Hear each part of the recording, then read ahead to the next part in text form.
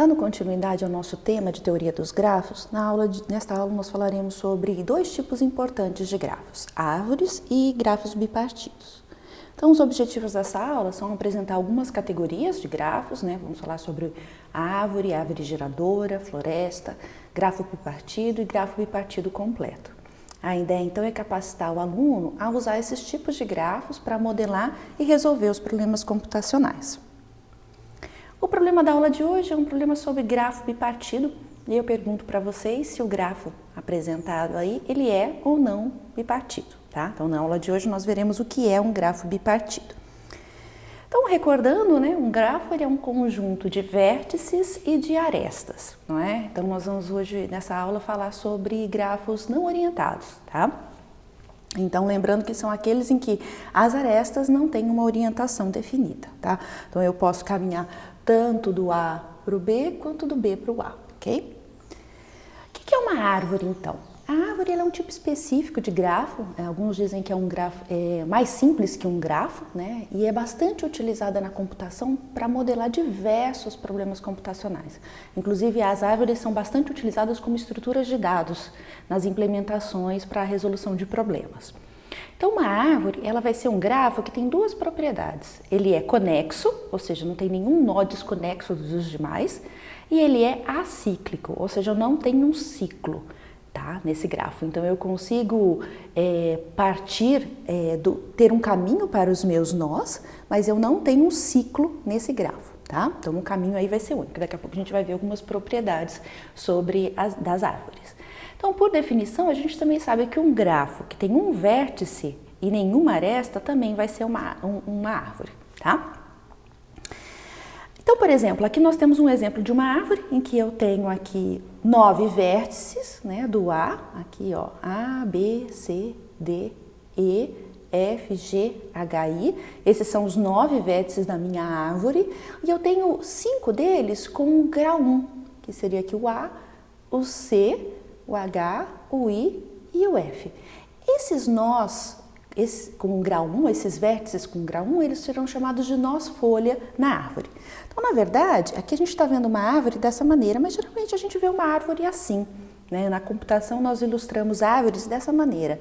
Inclusive, chama a atenção de algumas pessoas, porque aqui seria o início da minha árvore e aqui o final dela, Se a gente for pensar numa árvore da natureza, a raiz, que é assim que a gente chama o nó inicial, a raiz ela fica embaixo, não é? E as folhas ficam para cima. Então, aqui no caso da computação, a gente geralmente ilustra a árvore de ponta cabeça, vamos pensar assim, tá?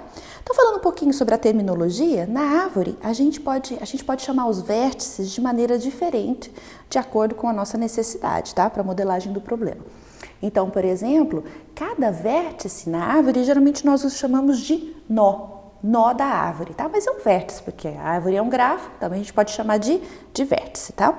Mas geralmente a terminologia é nó, então a gente tem cada um dos nós desta árvore aí, por exemplo. Se a gente conseguir identificar um nó como aquele do qual partem as arestas, a gente chama esse nó de nó raiz, tá? Então, a raiz da árvore significa que, embora ela não seja orientada, eu consigo, por exemplo, caminhar aqui a partir da minha raiz e descer na minha árvore, tá? Fazer um percurso aqui na minha árvore. Nada me impede de subir de novo no percurso, tá? Mas seria a raiz, seria aquele nó inicial de onde você sabe que partem os demais nós. Por exemplo, se a gente pensar numa árvore genealógica, aqui seria então a primeira pessoa da sua família que foi identificada, a partir dela então partem todos os descendentes. Essa aqui é a ideia.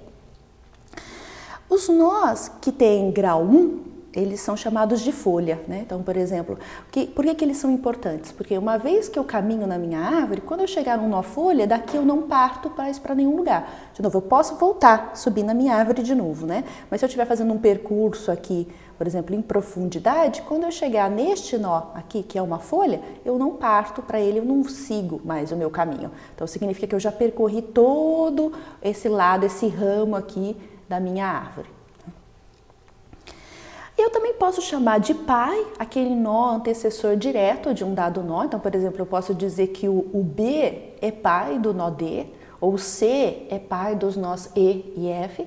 E assim eu também posso chamar de filhos, Então, esse nó C aqui, ele tem 2 filhos. Ele tem o filho E e o filho F. Isso é muito importante quando a gente está implementando uma árvore e saber essa terminologia, saber essas nomenclaturas aqui para você poder definir dentro do seu algoritmo como é que é o melhor percurso da sua árvore. Então, a árvore, por que ela é interessante? Por vários fatores, né? Então, ela tem algumas propriedades que tornam o seu uso na computação, por exemplo, muito interessante. Uma dessas propriedades, eu vou colocar 6 aqui para vocês e algumas eu vou explicar mais em detalhes, né? Uma dessas propriedades é que diz o seguinte: cada subgrafo conexo de uma árvore também é uma árvore, tá? Então, lembrando, a árvore é grafo, então ela também tem um subgrafo. Lembra? O subgrafo é um conjunto ali de vértices e arestas que vieram lá do meu grafo original.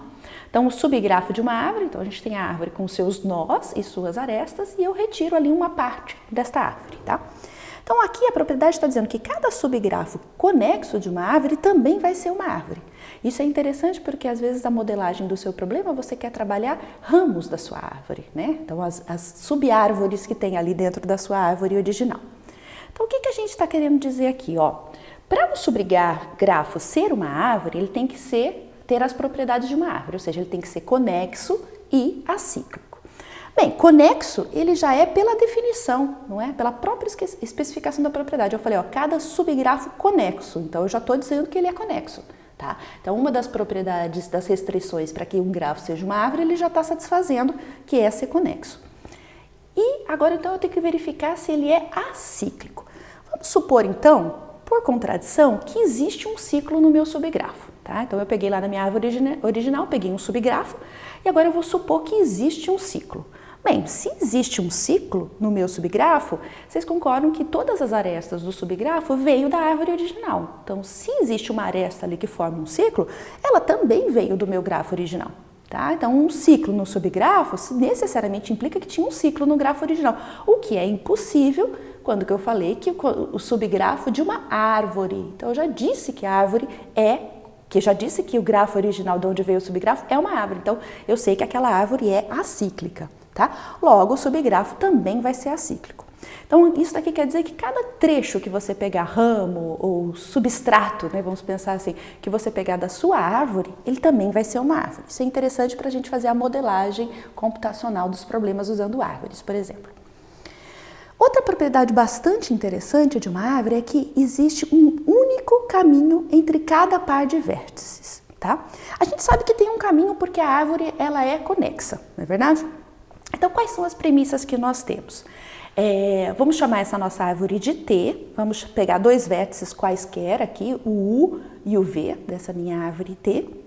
E como a árvore é conectada, né? Eu falei que ele é um subgrafo, ele é um grafo conexo, então eu sei que tem um caminho que liga U a V, né? Ela é conectada, então eu sei que tem um caminho que liga aí quaisquer 2 nós, tá? Então, eu peguei 2 nós, U e V, e agora eu estou dizendo, olha, existe um caminho que liga as duas porque o grafo é conexo. Agora, o que eu quero saber é se esse caminho é único. Isso aqui que eu quero verificar, que esse caminho é único, tá? Então, é isso que nós vamos fazer. Então, nós vamos supor, por contradição, que existe outro caminho ligando o U ao V, né? Lembra? Toda vez que quando a gente viu demonstração de teoremas, quando a gente fala que é o único, então se a gente for pela demonstração por contradição, às vezes é mais fácil não, mas pelo menos a gente consegue chegar num caminho lá para provar, tá?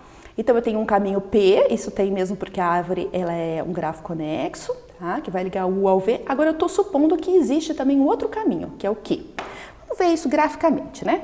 Então, eu tenho aqui um caminho P, que liga do vértice U ao vértice V, e eu estou supondo que existe outro caminho diferente, que é o Q, que vai ligar do vértice U ao vértice V, tá? Então, tá vendo? Aqui está pontilhado porque não é direto isso, tá? Eu posso ter aqui vários outros nós aqui e arestas no meio do caminho, entre U e W, entre U e X, entre X e V, entre W e V, tá? Por que eu estou dizendo X e W aqui? Porque eles são diferentes.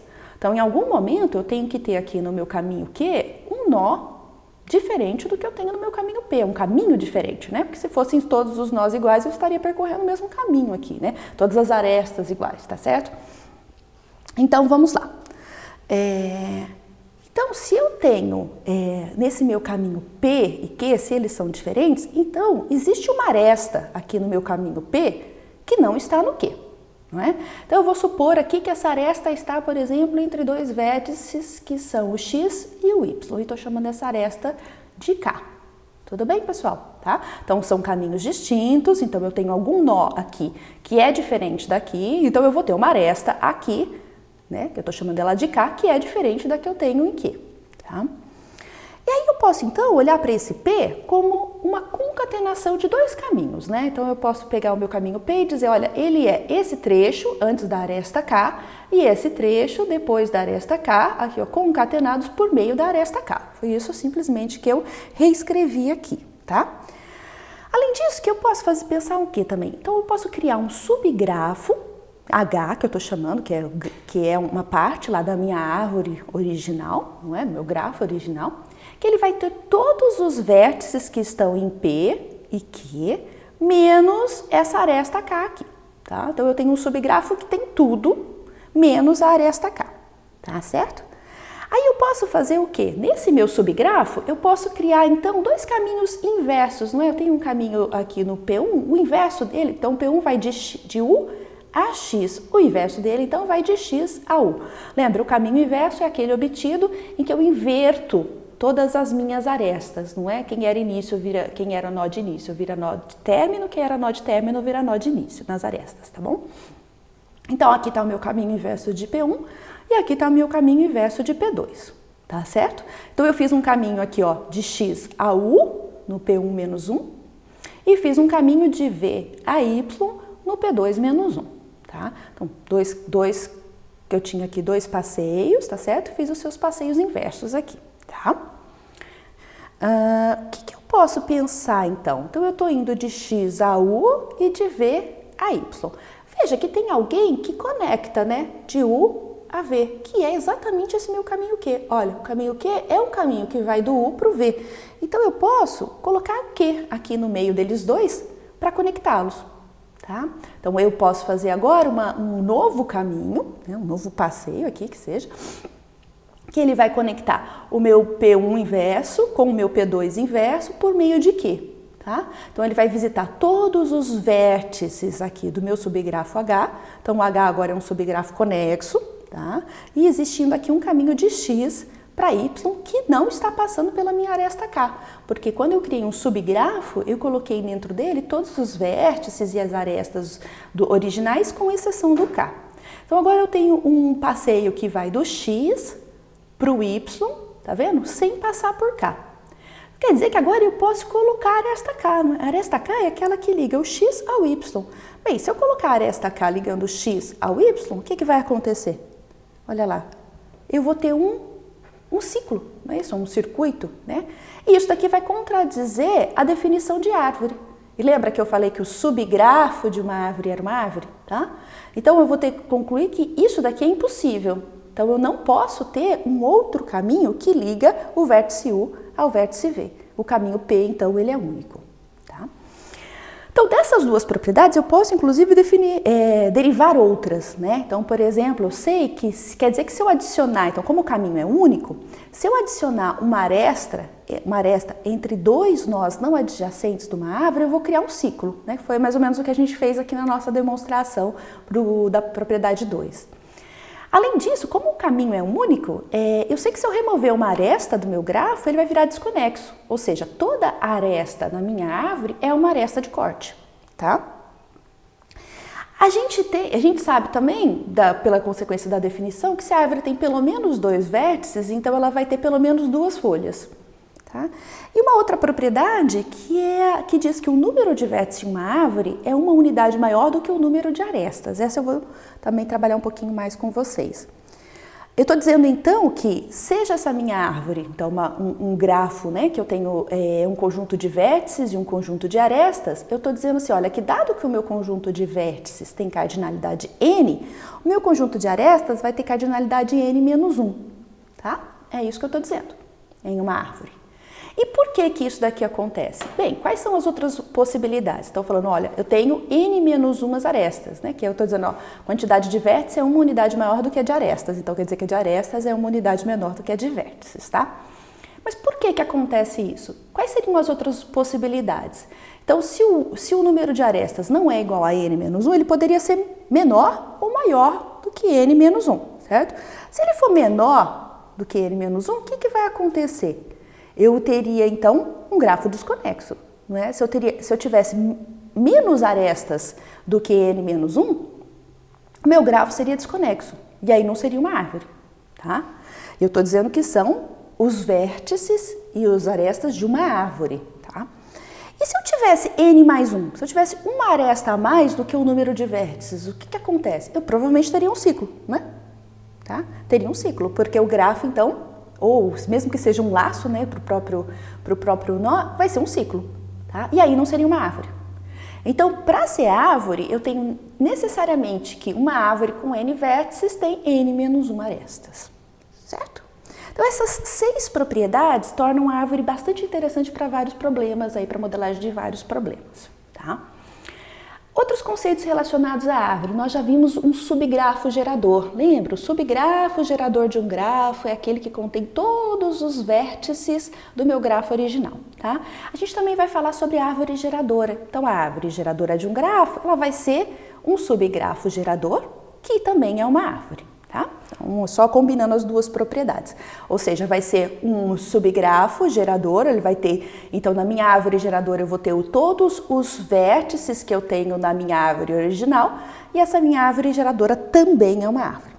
Um exemplo, ó, se eu olhar para esse grafo aqui, né, eu poderia ter uma árvore geradora para esse grafo, olha lá, sendo aqui os nós que eu tenho dele, que é uma árvore. Tá vendo? Todos os nós do meu grafo original estão aqui, então eu tenho os nós dele, do grafo original, só que agora como uma árvore, não é? Então essa aresta, por exemplo, foi removida, tá? Esse não é o único subgrafo, essa não é a única árvore geradora para esse grafo, essa é uma possível árvore geradora para ele.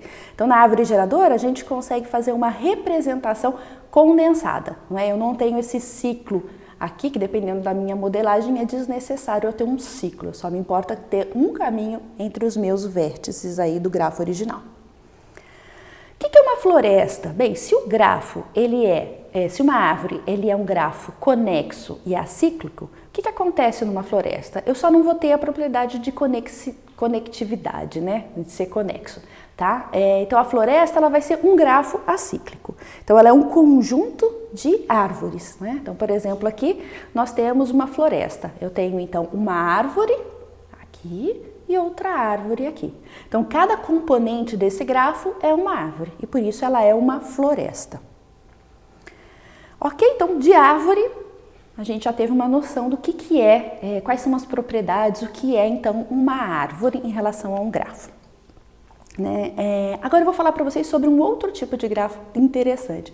É o grafo bipartido, tá? Depois a gente vai ver a relação dele com uma árvore.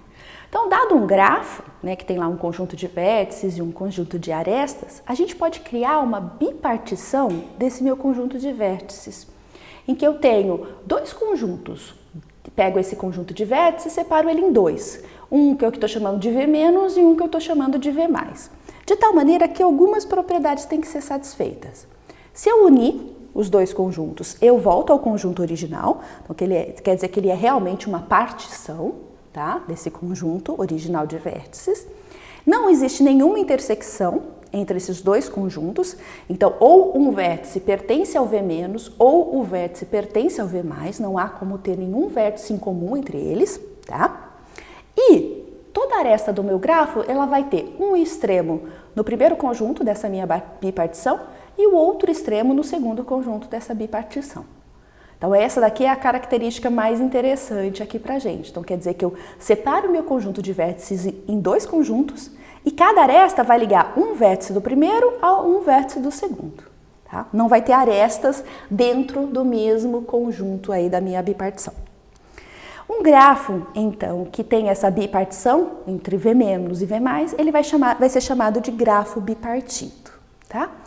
E aí a gente tem um algoritmo, por exemplo, para verificar se um grafo qualquer é bipartido. Tá? Eu vou mostrar aqui a aplicação do algoritmo e depois eu mostro passo a passo, né? Aqui vão aparecer os passos dele e depois tem todos os passos de uma só vez para vocês terem aí um algoritmo. Ele é bem simplesinho, tá? E tem a ver com outros conceitos como coloração de grafos que a gente vai ver na próxima aula. Então aqui, o que a gente faz com esse algoritmo? Eu vou escolher um vértice qualquer do meu grafo aqui e vou chamar ele de x. Aqui eu também estou colocando uma corzinha diferente só para ficar mais fácil para a gente verificar, tá? Para visualizar. Então, por exemplo, eu peguei um vértice qualquer e chamei ele de x, tá? Agora, o que eu vou fazer? Para cada um dos vértices que forem adjacentes a esse que eu selecionei, eu vou rotulá-los de uma maneira diferente. Então, para todos os vértices que ainda não foram rotulados e são vizinhos desse que eu rotulei, eu vou rotulá-los então de y. Vou colocar aqui uma corzinha diferente para ficar mais fácil da gente visualizar. Então, eu peguei um nó qualquer, rotulei ele de x, e para todos os seus vizinhos que ainda não tinham sido rotulados, eu rotulei eles como y. Porque ainda não tinham sido rotulados, porque vocês vão ver que a gente fica numa recursão aqui nesse algoritmo, tá? Próximo passo. Para todos os vértices que ainda não foram rotulados, que são vizinhos daqueles que eu rotulei como y, eu vou rotulá-los como x. Então, eu vou intercalando x, y, x, y. Então, esse y, por exemplo, ele já tem um x para cá, então esse eu não rotulo, e eu vou rotular esse daqui como x. Esse y também, eu vou rotular esse daqui como x, tá? Aí eu volto lá no passo 2 e rotulo esse daqui como y. Eu vou parar quando? Quando todos os vértices do grafo estiverem rotulados. E aí eu vou verificar o seguinte, se toda a aresta do meu grafo for do tipo xy, tá vendo? Tem aqui a aresta, está conectando um x com y, está conectando um x com y e assim por diante. Então, se elas forem desse tipo, ele é um grafo bipartido. Caso contrário, ele não é um grafo bipartido. Então, no nosso caso, esse é um grafo bipartido. Eu consigo, então, fazer uma bipartição e separar, então, quem são os meus vértices x e quem são os meus vértices y, tá? Então, aqui está o nosso algoritmo para fazer isso, todos os passos, bem simplesinho, né? Dá para a gente entender de uma maneira bem direta.